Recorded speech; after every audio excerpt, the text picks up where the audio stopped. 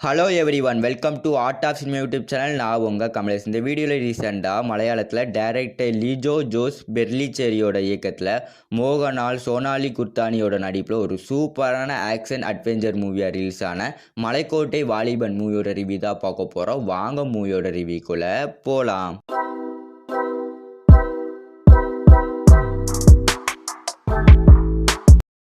மலைக்கோட்டை வாலிபன் இந்த படத்தோட ஒன்லைன் ஸ்டோரினா, நம்ம படத்தோட ஹீரோ ஒவ்வொரு கிராமம் பயணம் பண்ணி அங்கே இருக்கிற பெரிய கையை அடித்து துவம்சம் பண்ணிவிட்டு அடுத்தடுத்த கிராமத்துக்கு போகிற ஒரு வாரியர். அவர் ஒவ்வொரு இடமா ட்ராவல் பண்ணி அங்கே இருக்க பெரிய கையில் அடித்து முடிச்சுட்டு அடுத்தடுத்த ஊருக்கு போயிட்டு இருப்பார். அதே சமயத்தில் நம்ம ஹீரோட வாழ்க்கையில் ஒரு காதல் வருது. அதே சமயத்தில் ஒரு துரோகம் நடக்கு. அதனால் நம்மளோட ஹீரோட வாழ்க்கையில் என்ன நடக்குது, அது மட்டும் இல்லாமல் அந்த துரோகத்தால் நம்ம ஹீரோட நிலைமை என்ன ஆச்சு அப்படிங்கிற சொல்கிற கதை தான் மலைக்கோட்டை வாலிபன். இந்த படத்தோட ஸ்டோரி வைஸ் பார்க்கும்போது நம்ம ஹாலிவுட் படத்தெலாம் பார்க்கக்கூடிய அந்த கௌபாய் பேக்ரவுண்ட் எப்படி இருக்கும், அந்த கௌபாய் மூவிஸ்லாம் அந்த பேக்ரவுண்டு பின்னாடி இருக்கும்ல, அந்த மாதிரியான பேக்ரவுண்டில் தான் இந்த படத்தை எடுத்து முடிச்சிருப்பாங்க.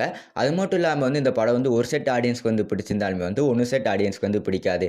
ஏன்னு பார்த்தோம்னா இந்த படம் ஃபுல்லுமே அந்த பேக்ரவுண்டு ஸ்க்ரீன் பிளே எல்லாமே அந்த மூவிஸ் நிறைய பார்க்குற மூவிஸ் பற்றின அந்த நாலேஜ் இருக்கிறவங்களுக்கு புரிகிற மாதிரி தான் இந்த படத்தை எடுத்திருப்பாங்க.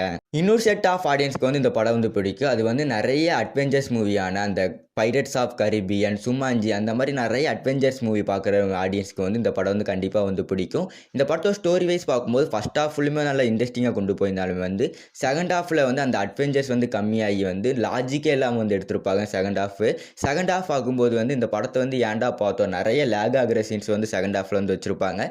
செகண்ட் ஹாஃப் திருப்தி அடையாத மாதிரி இருந்தாலும் ஃபஸ்ட் ஹாஃப் நல்லா சூப்பராக எடுத்திருப்பாங்க. கிளைமேக்ஸில் ஒரு இண்டு கொடுத்து செகண்ட் பார்ட் எடுக்கிற மாதிரி தான் கொடுத்துருப்பாங்க. இந்த படத்துக்கு செகண்ட் ஹாஃப் கண்டிப்பாக எடுப்பாங்கன்னு நினைக்கிறேன். ஓவரால் இந்த படத்துக்கு IMDb ரேட் நான் 10க்கு 8 கொடுக்குறேன். ஸ்டோரி வைஸாக சரி, ஸ்க்ரீன் பிளே வைஸாக சரி, இந்த படம் நல்லா சூப்பராகவே வந்தது.